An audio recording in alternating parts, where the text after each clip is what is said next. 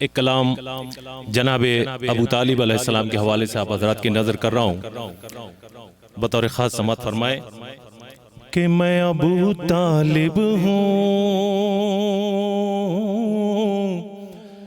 میں ابو طالب ہوں، میں ابو طالب ہوں، میں ابو طالب ہوں، میں ہوں عمران لقب میرا ابو طالب ہے، تم بھٹکتے ہو کہاں حق تو میری جانب ہے، ہر مسلمان پا قانون میرا واجب ہے، کیونکہ ایک بیٹا میرا غالب کل غالب ہے، ظلمت کفر کو گھر گھر سے نکالا میں نے، اور لڑکھڑاتا ہوا اسلام سنبھالا میں نے، میں ابو طالب ہوں، میں ابو طالب ہوں، اور میرے ہوتے ہوئے اسلام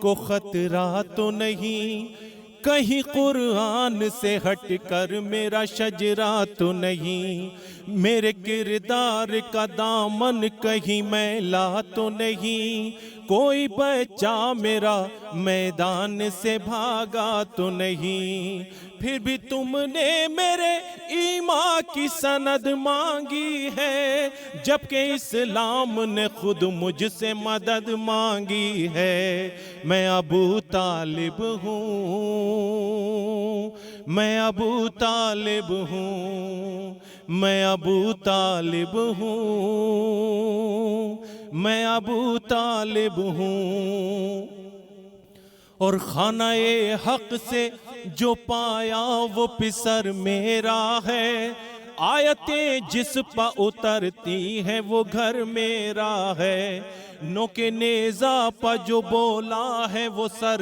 میرا ہے، رن میں اصغر جو ہنسا ہے وہ ہنر میرا ہے، نام اسلام کے دامن پر رقم میرا ہے، ہر عزادار کے ہاتھوں میں علم میرا ہے، میں ابو طالب ہوں، میں ابو طالب ہوں، اور کفر سے دور رہا، کفر سے دور رہا، پھر بھی میں کافر ہی رہا، عقد احمد کا پڑھا پھر بھی میں کافر ہی رہا، میرا گھر بار لٹا پھر بھی میں کافر ہی رہا، میرا ہی خون بہا پھر بھی میں کافر ہی رہا، نہ اہل صاحب ایمان بنے بیٹھے ہیں، اور جو بھکاری تھے وہ سلطان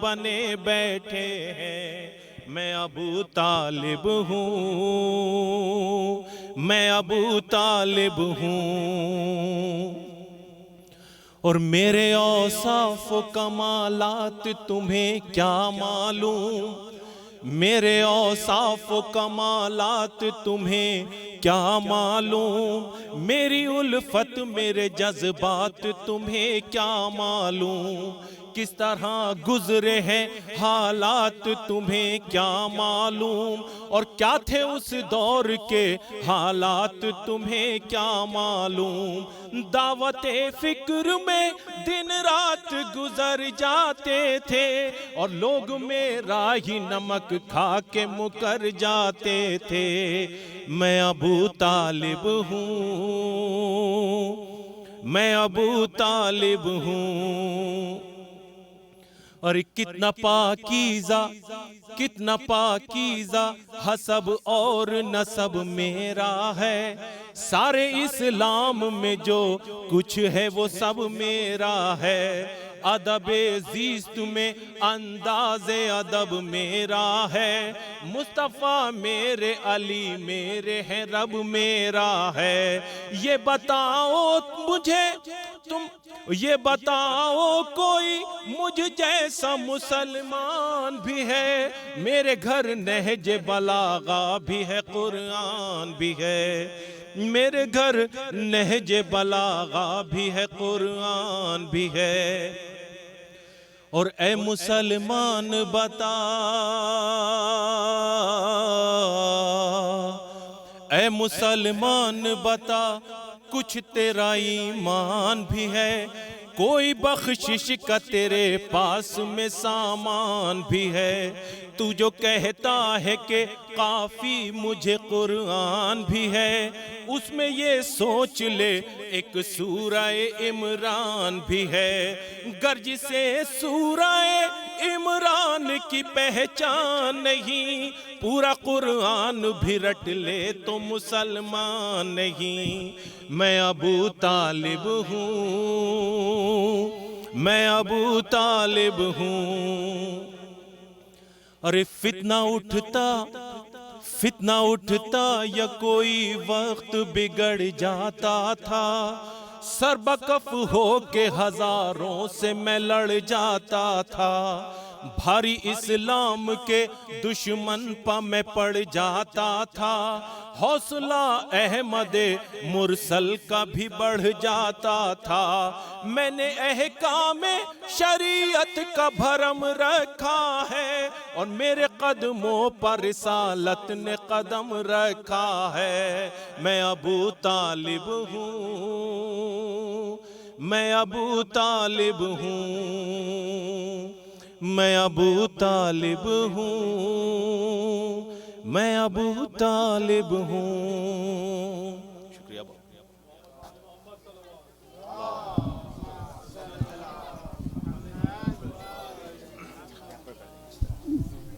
Yeah, put this on this side.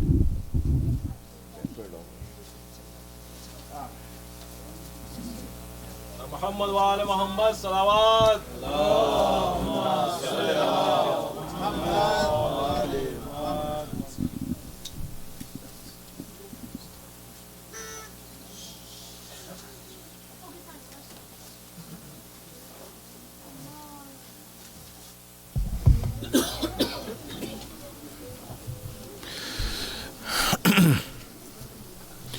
So we are going to start off, as I said, with question and answers on the weekend. To answer the questions that people might have regarding the speeches. So there you go. Let's, I'll open the floor and go ahead. You can ask the questions.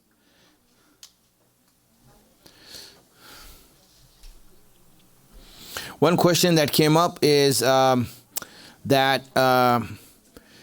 in the all-nighter, right, why is it all fun and not prayers and du'as and amal?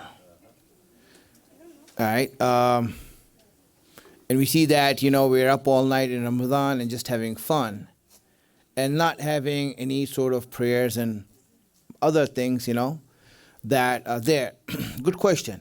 Well, here's the deal, right? If we were in a society where the influence or the environment is positive and influencing you towards practice and towards high morals, then there wouldn't be any need to have a push or to do things to keep people in the fold. For example, if you are in a Muslim environment, in a Muslim country, you see that the actions and the things that are going on, the influence there is positive. People will speak about positive things, and hence there is no need for you to create an environment where you have to pull people back in the fold. People are already there.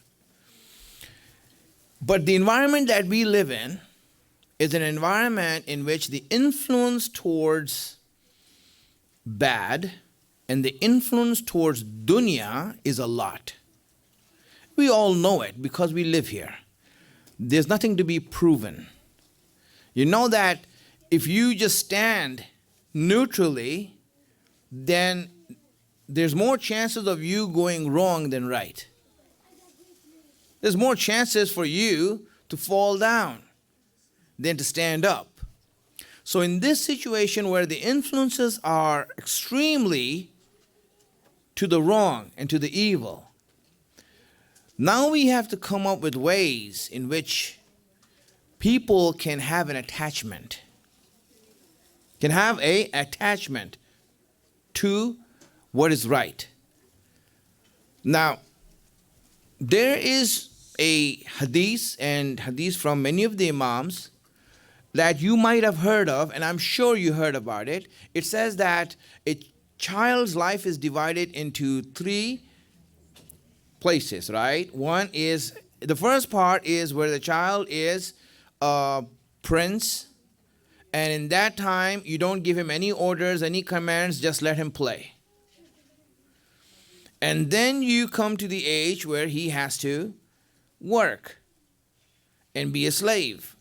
And then you go to the age that where now you can give him wisdom and experience.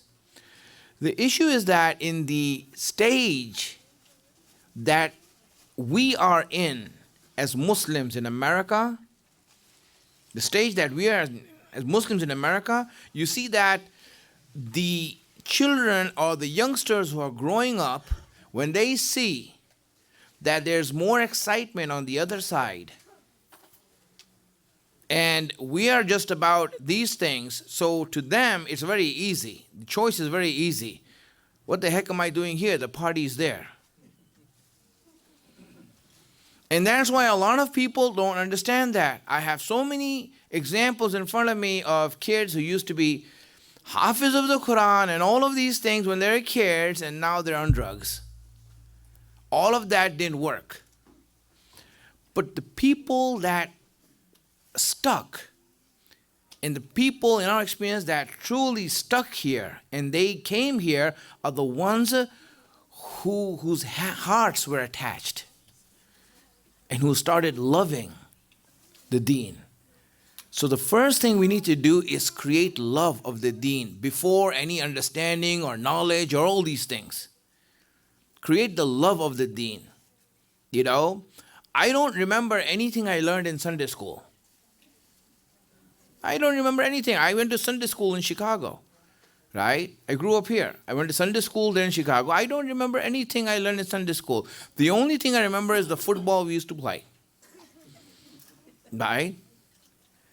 And the friends we used to have, and we had a great time. And you know what? We grew up with that.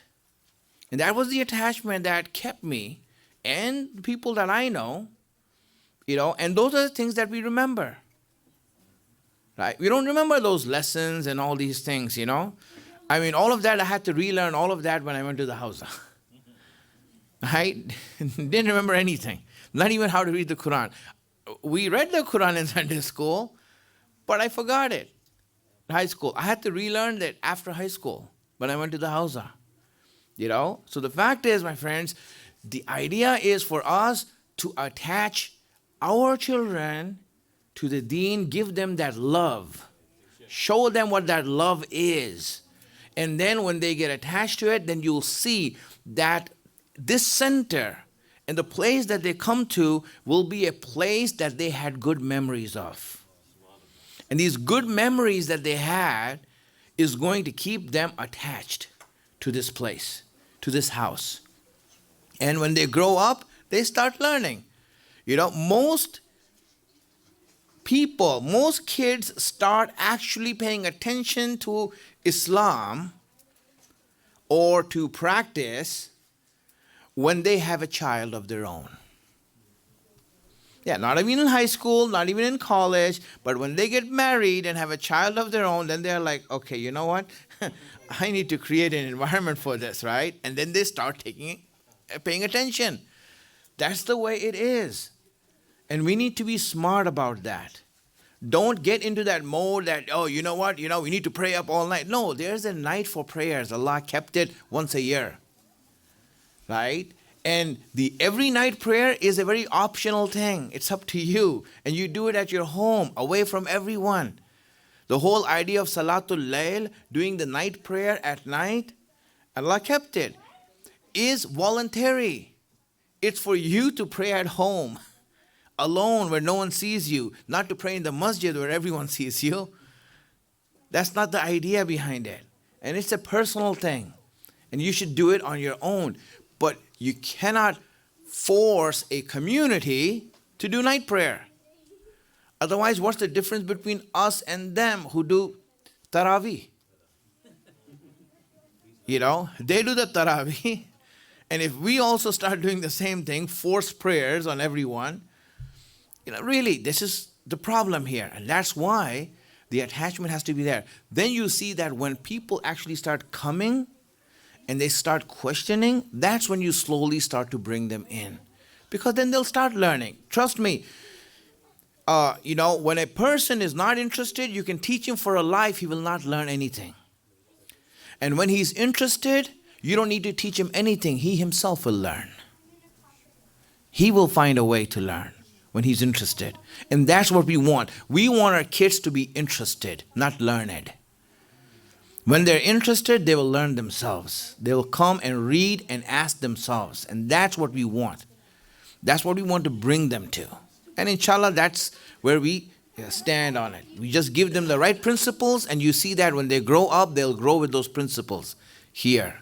This is how tarbiyat and development is done in an extreme environment like this. For example, the Prophet did the same thing in Makkah.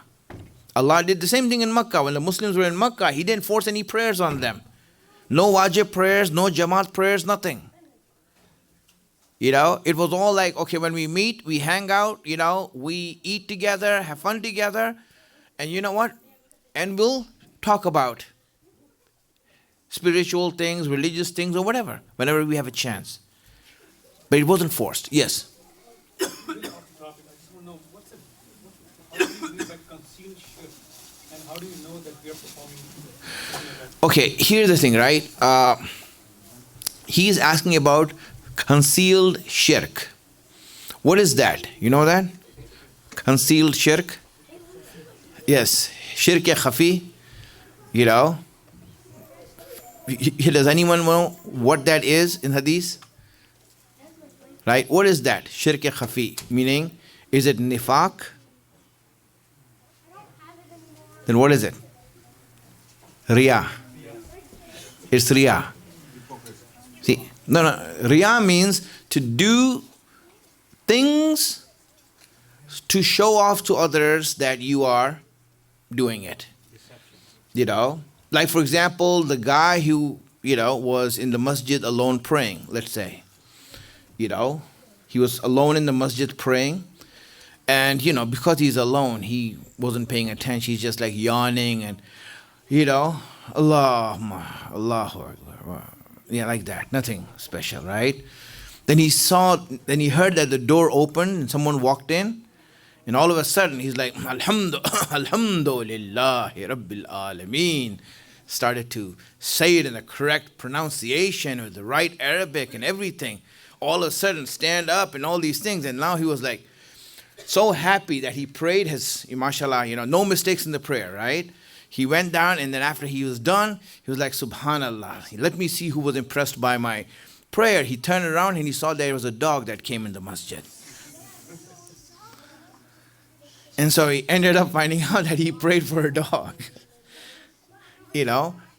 So this is riya. Riya or riyakari in Urdu, right? Showing off to others that you are religious. This is... Yes, hidden, meaning that it's a shirk. Meaning that you're praying for something other than Allah.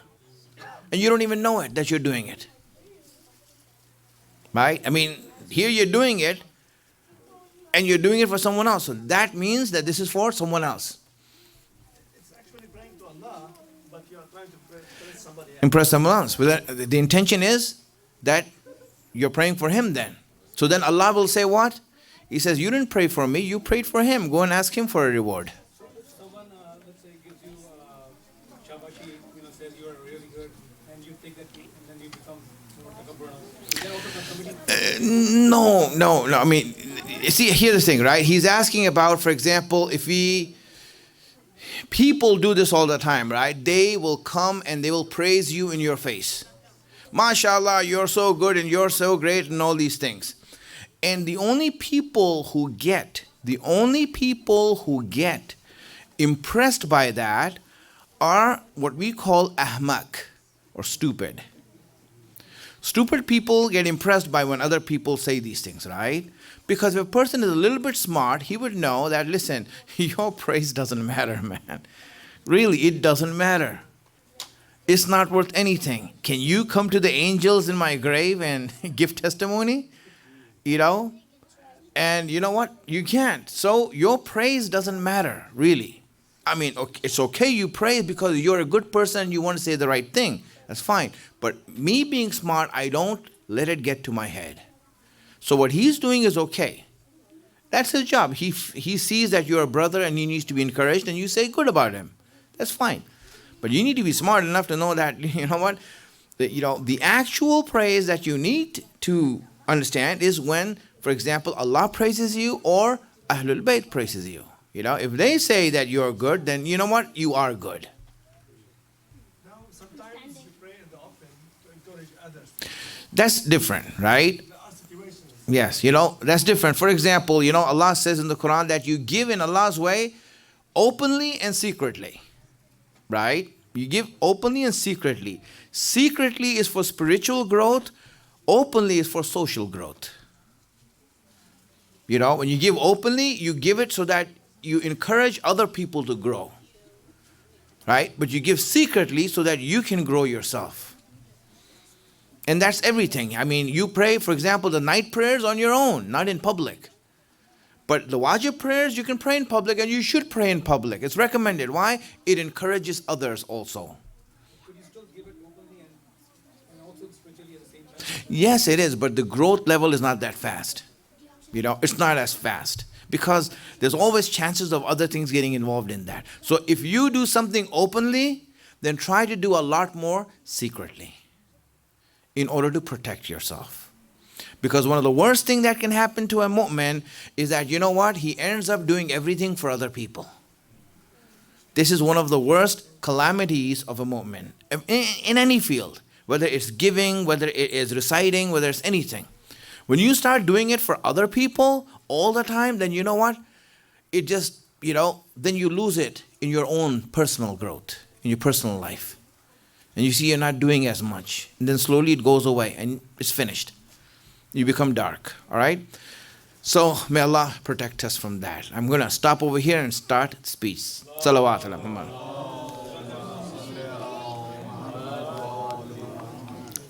أعوذ بالله من الشيطان الرجيم بسم الله الرحمن الرحيم الحمد لله رب العالمين والصلاة والسلام على أشرف الأنبياء والمرسلين سيدنا ومولانا أبي القاسم محمد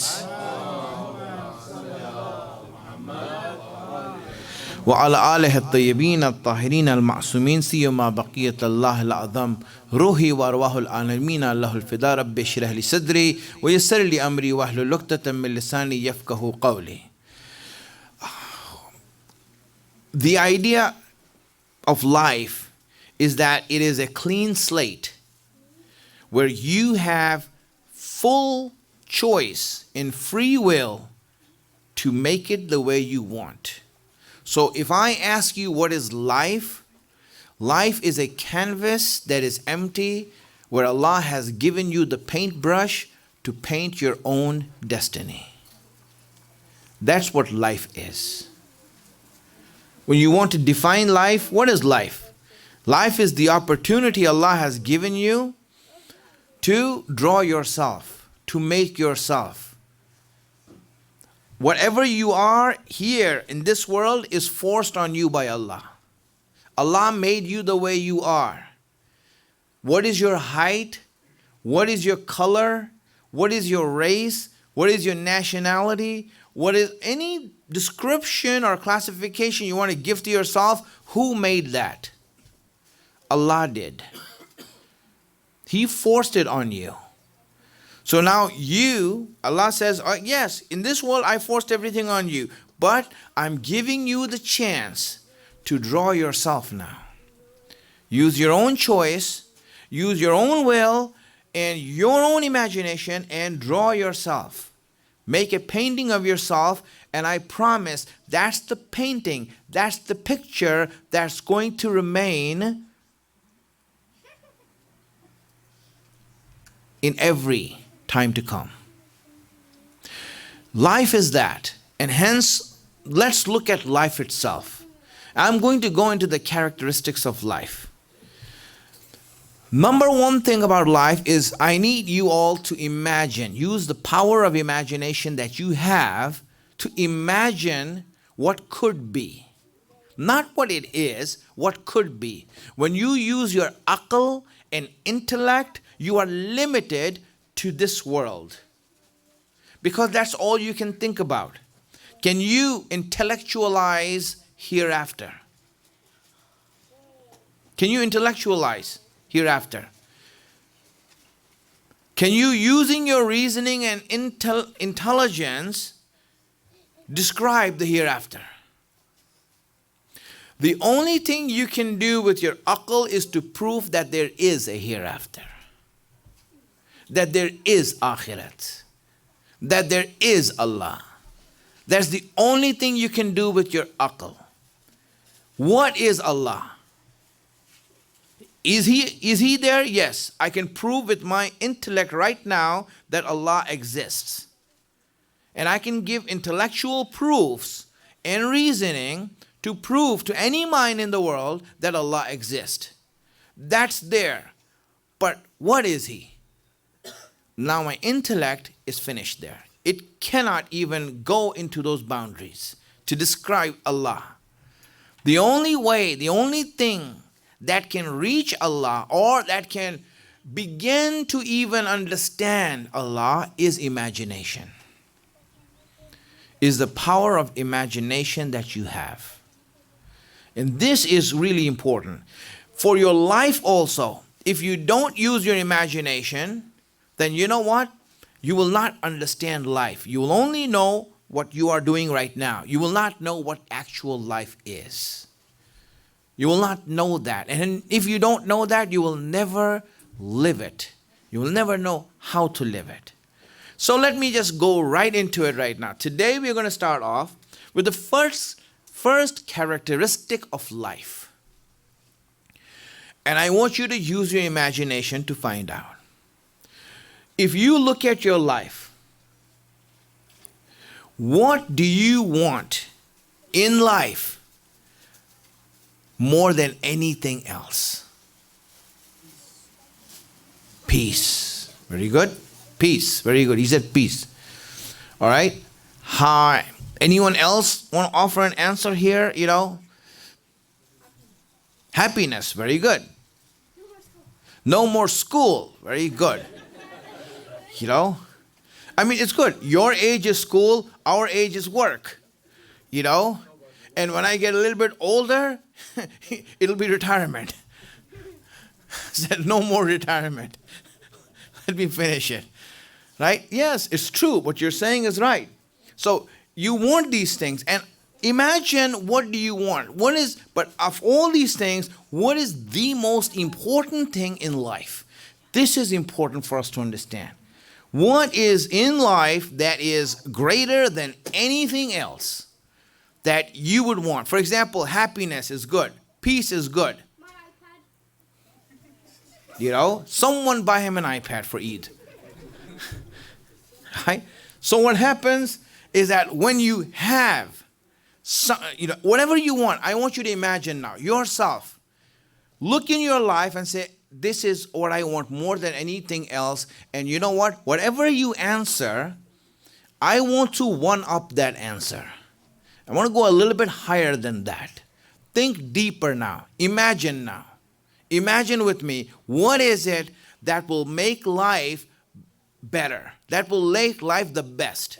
The first characteristic of life, my friends, understand it. And really, this is so important for us to know. Because when we start to imagine life, it needs to be the way that we want it. You know, happiness is a great thing. It is a great thing. Happiness is a great thing. But tell me, what if that happiness is only for a while? what's the use of that happiness? Peace is a great thing. Let's say, Allah, He comes to us and says that, you know what? You will have peace. And we will have peace. When Imam Mahdi, Ajalallahu Ta'ala Farajul, come back, we will have peace and justice and prosperity. And in Hadith it says 40 years. So tell me, does that sound exciting? 40 years of peace, justice, and prosperity. It's all great. It's amazing to have that. I mean, right now we don't even have a moment of peace and justice. Everywhere we turn, we see some sort of problem, injustice happening. Right? When you look at it, that's how it's happening. But tell me, when you look at this and see that 40 years when the Imam will come back, we'll have it for a long time. But is that enough? See, my friends, really everything is good. But the number one characteristic of life should be what? That it should not end.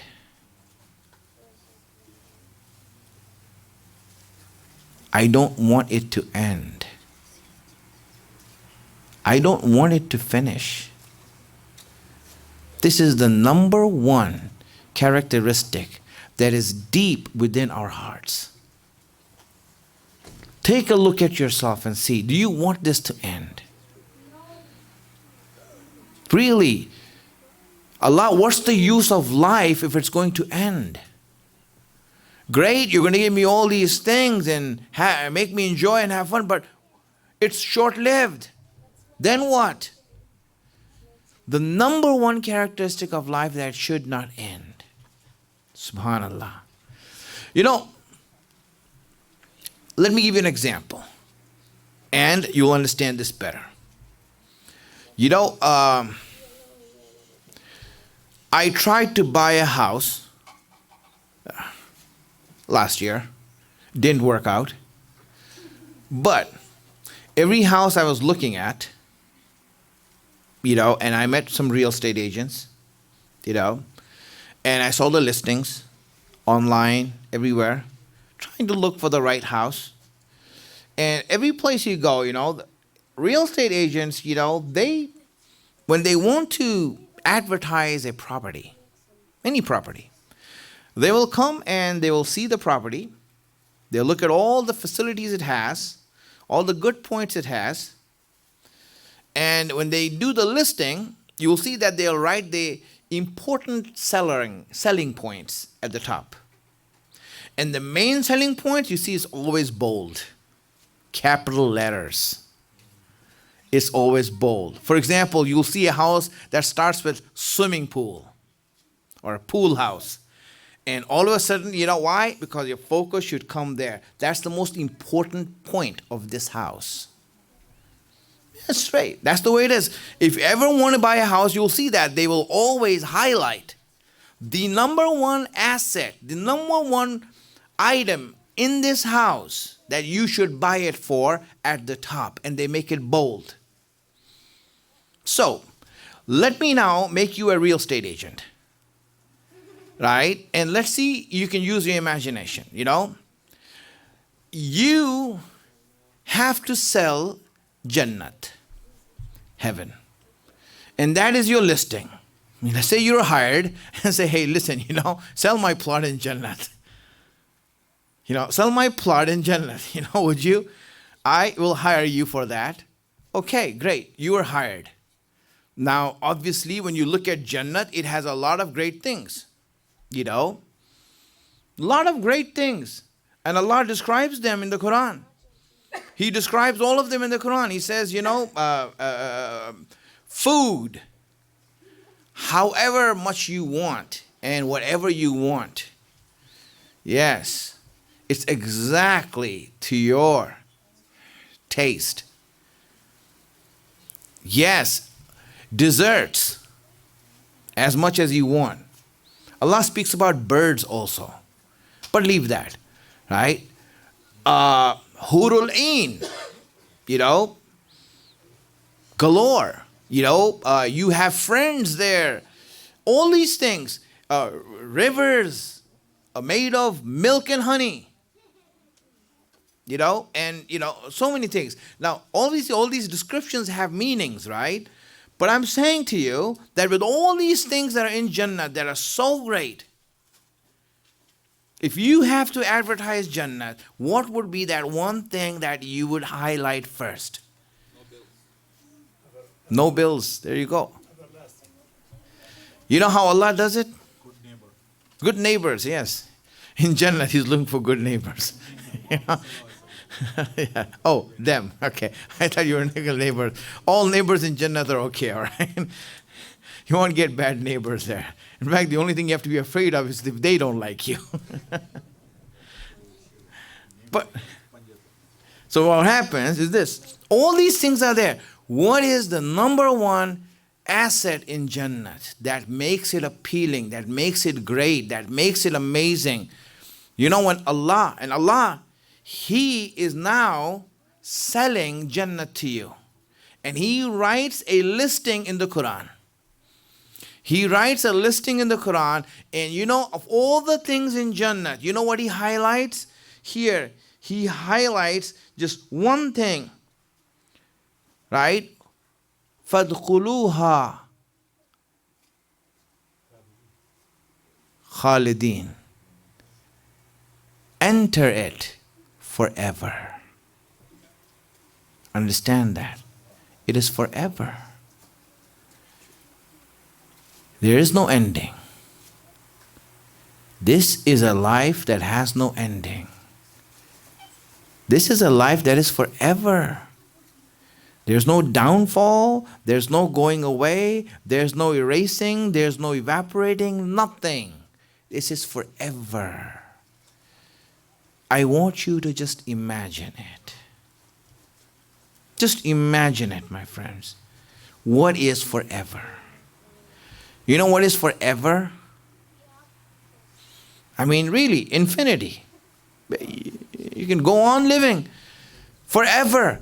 Now, when you look at eternal life, Allah is saying this is the number one characteristic of Akhirat is that it is forever.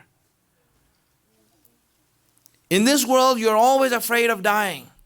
Finish, it's over. Allah is saying, no, it's not. It is forever. What is forever? Jannat is forever? No. Not Jannat. Your life is forever. Tell me, when we are asked the question, how long do you think you're going to live for? Really? Ask anyone on the street, how long do you think you're going to live for? 90 years, 100 years, whatever. 1,000 years, very good, 1,000 years, whatever. Listen, my friend, listen, this is where we make the mistake of life. We made a huge mistake thinking that we are going to live for 90 years or 100 years. And we messed up our life because of that. You are going to live forever. Forever. There is no ending to this life. You think Allah gave you this life that it's going to end now? Finish? No, it's not. What do you think Allah gave you this life for? That He's going to take it back from you? This is the same life that you will be living there. Same life. It's not a place of reward. That is where you're going to live.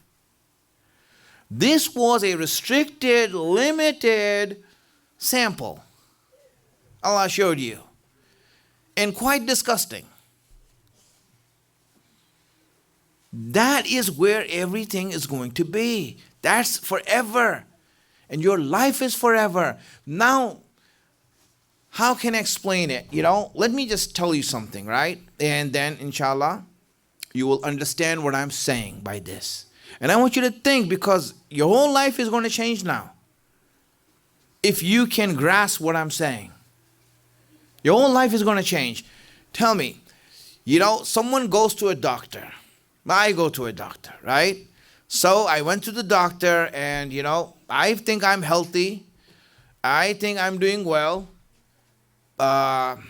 Even though, I was cheating on the desserts.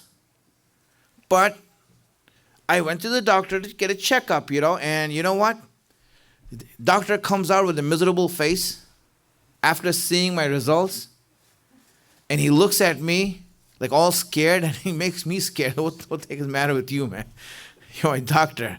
I don't like to see your face like that. What is the problem? He says, I have some bad news for you. I said, what bad news do you have for me? He says, listen, you are going to die within a year. You are going to die within a year. Your cancer, it's there and you can't stop it. And you're going to die. Now, this news is shocking for everyone who hears it. Even though it shouldn't be, but it still is.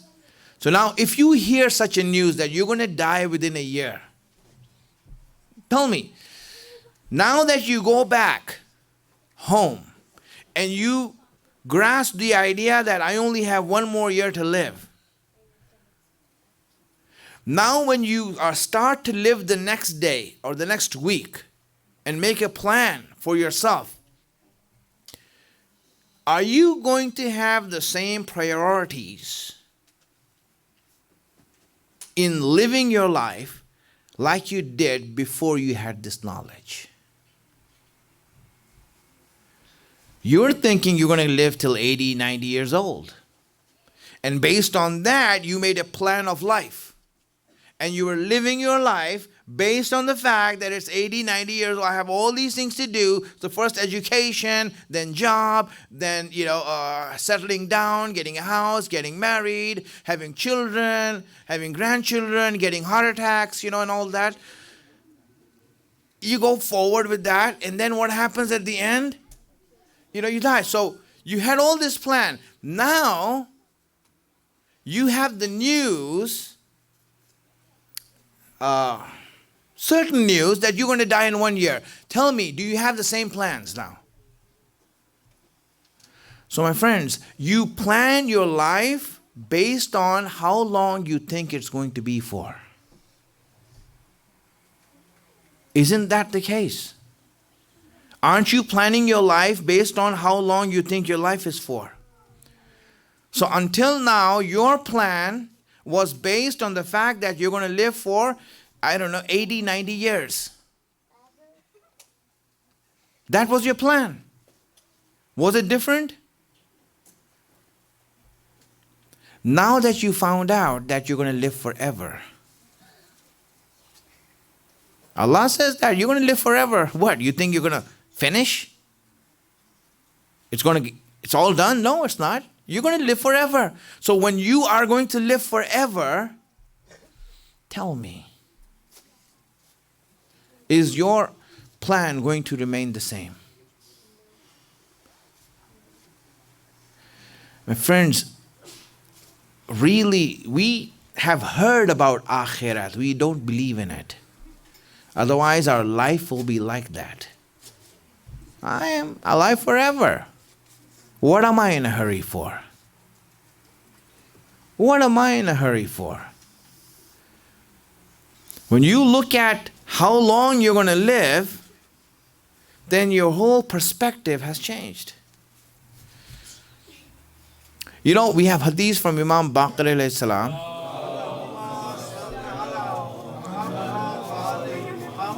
In which he says that you live in this world as if you're going to live here forever. When you are going to live here forever, are you in a hurry? No. Thank you. That's the right answer, though. It is that. No, you're not. You're not in a hurry. At all. Anything. I have to get this done. It's so important. This, that. Why?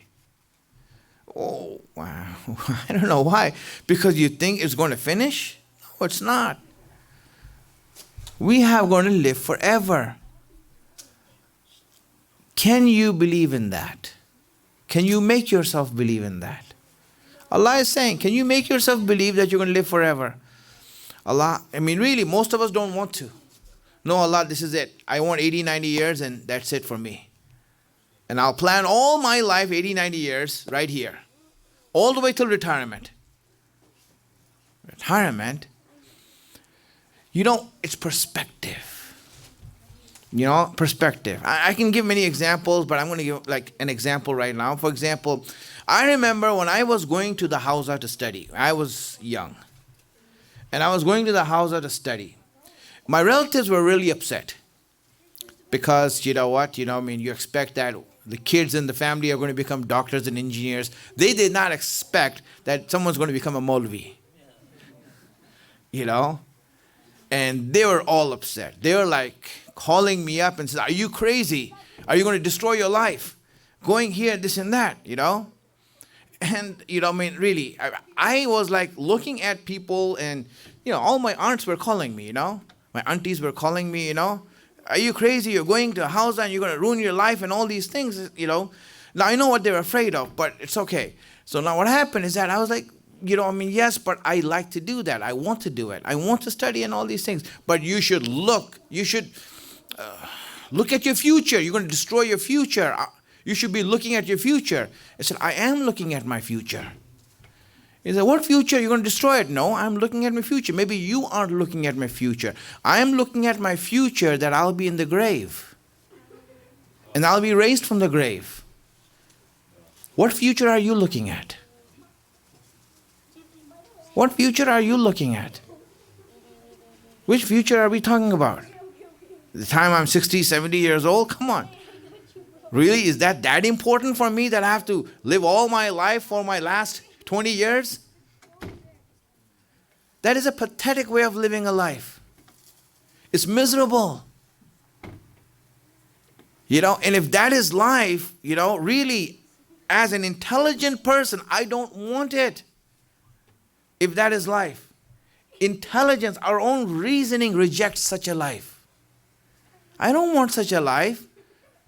That this is going to be miserable like this and end miserable. Then what kind of a creator is this who created this life for me like this? Reason rejects it. And hence imagination is what makes life really understandable. It is forever. And that's what we're going to talk about more as we go forward. The first characteristic I'm mentioning. And I'll explain it, in detail so that we can really go through it and understand it very well, because this is what actually changes our life. Perspective. Knowing that this is forever. So I'll end the speech here. Questions, anyone? There's speech fun. Okay. Yes.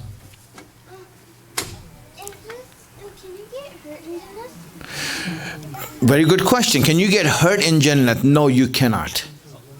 You cannot get hurt in Jannah. Yes. There's a hadith from Imam Ali alayhi salam that says, اعمل لدنياك كأنك تعيش أبدا. أبدا. اعمل لآخرتك كأنك ميت غدا. Yes.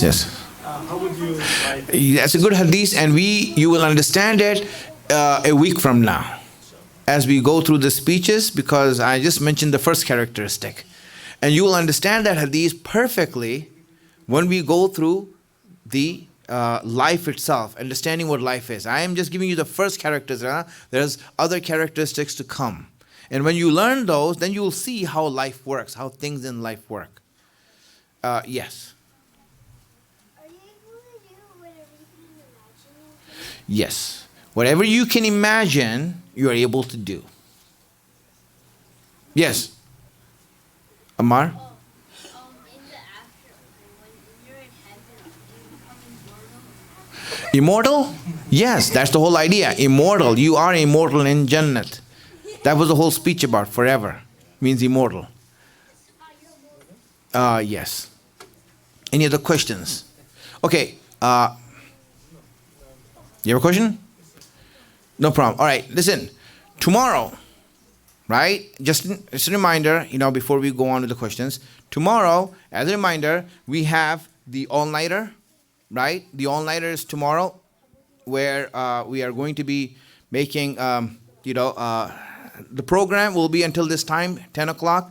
Then we'll start the next program. After a little break, we'll start the next program. It's going to be an indoor program first.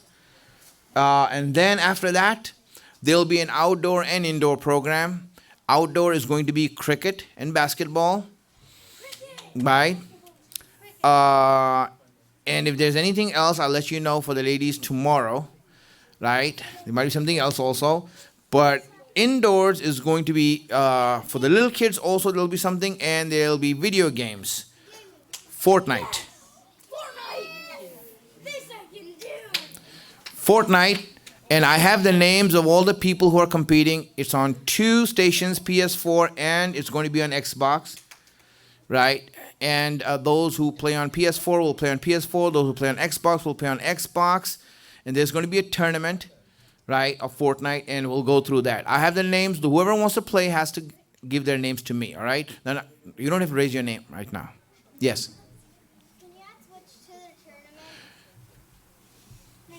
We only have 2 screens here.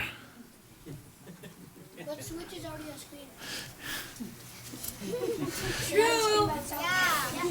Is? I'm so outdated.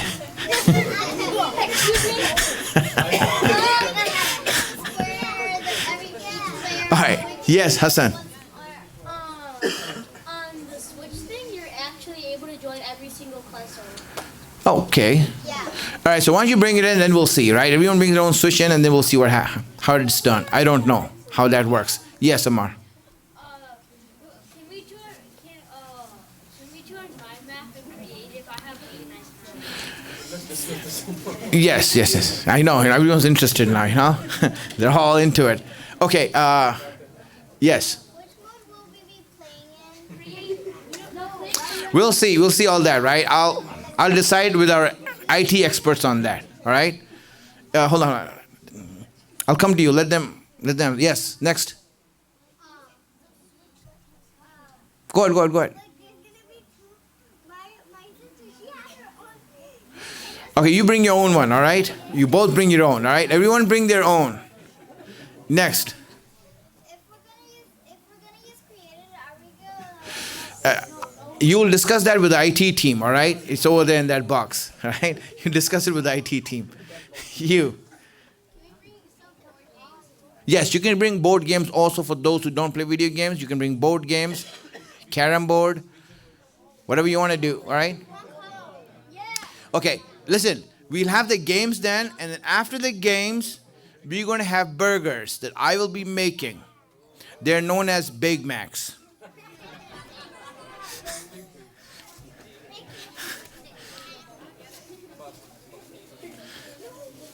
Yes. I've heard complaints from grown-up girls, they don't have anything to do. Yeah, I mean, that's what I'm trying to see, if they can get that, right? So, I need some volunteers from the sister side to organize games, Okay, all right, you can talk to me after the program, all right? Talk to me after the program and we'll have a meeting there, all right? Yes, Imran. Can some of the kids play cricket? Like, I like playing cricket. Yeah, sure, of course. Yes. Hey, listen. Here's the thing, right? All of that is a secret. Tomorrow is the all-nighter, and we're going to have a great weekend because it's also the birthday of Imam Hassan alayhi salam.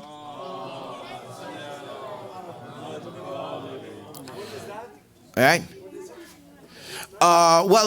Sunday and Monday, right? So the whole weekend, we're going to do it. Doesn't matter. We're going to have a big weekend. Yes.